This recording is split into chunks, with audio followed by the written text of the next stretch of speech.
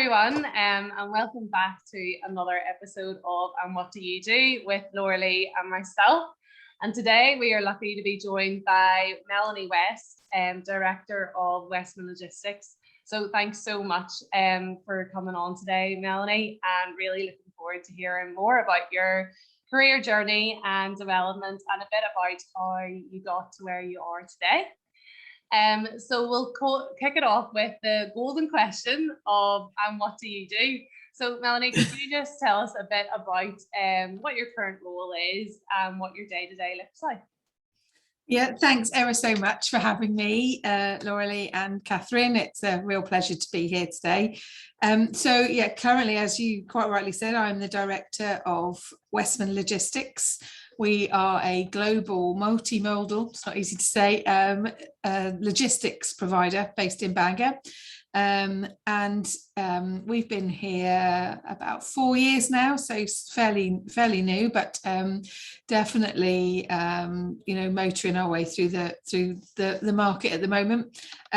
So my day, once I get the children to school, really, I suppose the sort of commercial aspect would be the biggest chunk of my day. So, sales, and following up on sales and customer service. So, and that's the bit I enjoy most about my job. So driving the business forward by speaking to people, I love it. It's the reason why I do this job. No day is the same. No one customer's the same. No one job's the same. People have lots of different needs, and then it's about taking that and putting it all together and then giving it to the ops in a nice package where they can then go and find the actual solutions to those problems. So they sometimes come to me, scratching their head and saying, what is it you've taken on now? But that's the nature of the beast. That's our business is, getting, it's, I suppose, quite a technical job, but in its simplest form, it's just getting something from somewhere to somewhere else. So yeah, that's what I do at the moment. Wow. And you mentioned there that you enjoy the sales side and chatting to people, and that's the bit that you look forward to during the day. Has it always been like that? Have all your jobs sort of revolved around a customer facing role? Yeah, definitely. Yeah. So, I fell into logistics. I did actually study logistics at university, and I'm probably the only person in our company that actually has a logistics degree, and that's probably the smallest part of my job. Yeah. I do leave that to those who've been, with a team here who've, some have been doing it for 30 years, so they really do know everything. But no, I've always been customer focused, and commercial. So prior to starting Westmond, my 3 roles to that were all commercial directors or head of customer service. Loads of different industries though. I've been in the charity sector. I was in construction. I worked for a brilliant company based in Scotland when I lived in Yorkshire. Fabulous company, and then prior to that I was with Tesco. So yeah, it's always been customer facing and sales, and I love it, as you can tell. I like talking. yeah Brilliant. Thanks, Melanie. That's really interesting. Just a bit about your career history there. So can you take us back to your first job? Can you remember what your first paying job was and how you found that? Yeah, I can.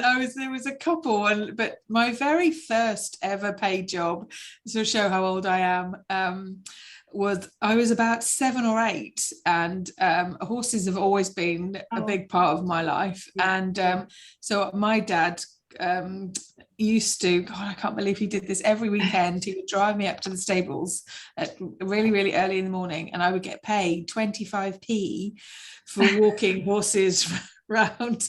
So these were the days before child labour laws, and minimum wage and all that. Yeah. No such thing as as you say, as minimum wage. That just wasn't a thing. 25p I used to get, and I would literally just sort of spend the day mucking out stables and stuff, but walking people on horses round country lanes or round a school, depending on how experienced they were. But that was my first paying job ever. It was so I've been working a long time. There you go. Events planning too.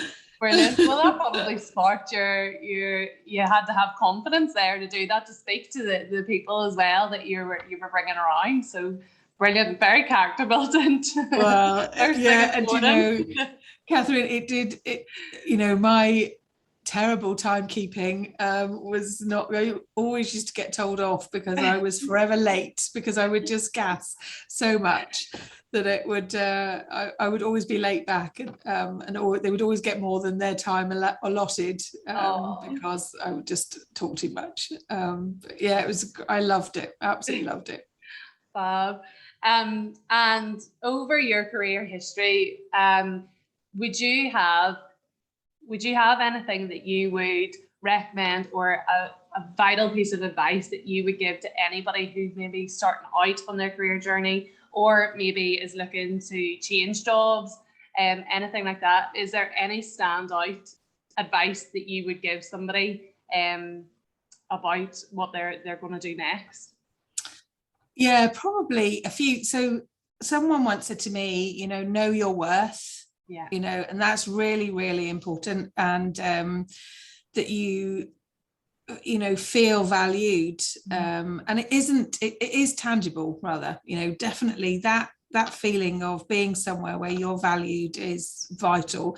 I think we spend a long time at work, so it's really, really important that you feel like you're as I say, you're valued. So know your worth. But the other bit of advice, and after seeing some of your other videos, I did think about this. It's not to rush, take your time. I think that, you go through, careers advisors at school, and then, just, I don't know, job centres or recruitment consultants, or, and there's a lot of, I think, a lot of pressure on people to sort of decide, what it is that they want to do. And, you're forever asked, what do you want to be when you grow up? But, I can safely say that at 48, I probably think that I'm where I should be, but I certainly didn't know at 16 or 18. So, I would say know your worth and don't rush. Take your time to find out what it is that you actually want to do. Those were my two little nuggets. Oh, no, that's fantastic. And Melanie, any rookie mistakes that you care to share that you've faced, or things you would do differently if you go a second time round? Probably. I think probably underestimating my value. So I think that when someone offers you the salary, because let's face it, no one would do anything that we do for free. I think that's fair. I think that's fair to say. So, but I wouldn't necessarily accept the first offer. I think there's always if you think that what's been offered is below what you think you're worth, then ask for it. So I've probably taken jobs where I was underpaid, or but I think that all kind of links back into that know your worth and not rushing into it. So so take your time, don't rush. It's probably it. And don't take jobs that pay you 25p an hour. No. A terrible hours too. Brilliant. And final career related question. So can you tell us what your career highlight has been to date, and what are you looking forward to in 2022? Well, definitely starting Westmond.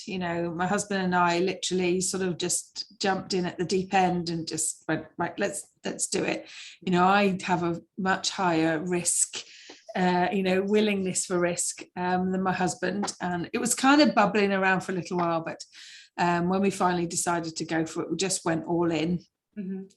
So yeah, it was very scary for the first few months, but definitely, I love it. We've grown from a team of 3 to 10, and that's all down to Colm and I's and our amazing team. We've been working with this amazing recruitment company. Don't know if you've heard of them, who've really helped us drive this business forward. So yeah, I would say starting Westmond is without a doubt my business highlight today. Yeah, for sure. Brilliant. And what are you looking forward to in 2022? Taking a bit of a breath out, actually, to be honest, Katherine, probably, and Laura. We've obviously come through Brexit and the pandemic, and it's still bubbling. It's ugly head, with prices being really high and equipment shortages, but we've got a fantastic team here. We've got lots of solutions and experience in order to get us through this. So hopefully 2022 we'll see those sorts of things really settle down, and we can start to drive the business forward, start to deliver better results for all of us, really. So, the resilience will start to pay off. Definitely. Brilliant. Well, thank you so much for answering all our career related questions. Now I will get to the fun part of the random questions, so I'll give it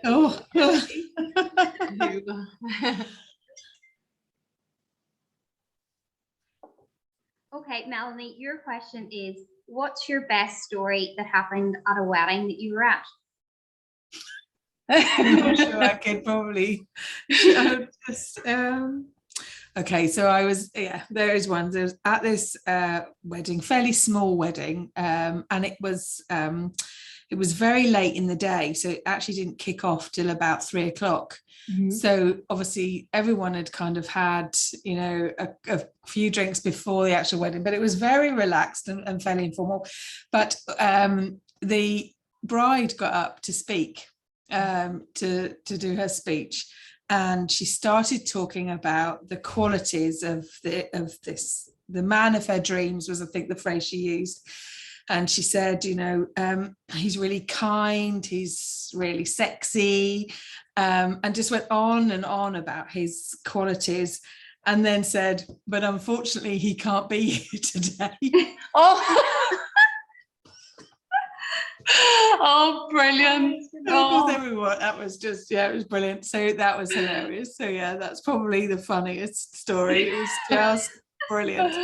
You're kind of thinking, this is very soppy, get it over it, and then she goes out with that. Oh, perfect. And the bridegroom was sitting beside her, looking up adoringly, and then she said, unfortunately he can be here today. Very funny. Oh, fantastic.